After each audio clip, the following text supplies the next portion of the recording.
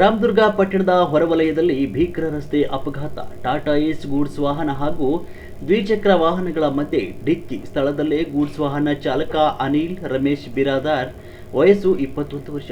ದ್ವಿಚಕ್ರ ವಾಹನ ಚಾಲಕ ವಿಜಯಕುಮಾರ್ ಗಣಪತಿ ಗೋಡಬೋಲೆ, ವಯಸ್ಸು 54 ವರ್ಷ. ಸ್ಥಳದಲ್ಲೇ ಮೃತಪಟ್ಟಿದ್ದು ಅಮೃತ ಗೋಡಬೊಲ್ಲಿ ಅವರು ರಾಮದುರ್ಗ ಅವರ ವಲಯದಲ್ಲಿರುವ ಶಿವನ ಮೂರ್ತಿ ಶ್ರೀ ರಾಮೇಶ್ವರ ದೇವಾಲಯದ ಅರ್ಚಕರಾಗಿದ್ದರು. ಇನ್ನು ಗೂಡ್ಸ್ ವಾಹನದಲ್ಲಿ ಸಂಚರಿಸ್ತಾ ಇದ್ದ ಯಮನುರೇಶ್ ಸಿದ್ದಪ್ಪ ಕಬಾಡಿ, ವಯಸ್ಸು 26 ವರ್ಷ. ದರ್ಶನ್ ಬಸಯ್ಯ ಹಿರೇಮಠ್, ವಯಸ್ಸು 23 ವರ್ಷ ಗಂಭೀರ ಗಾಯಗಳಾಗಿವೆ.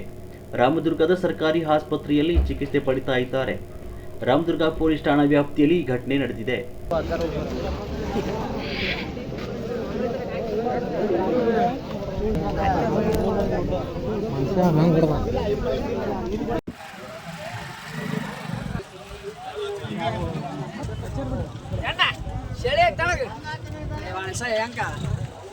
ಕೈ ಕುಡ್ಕೊಂಡು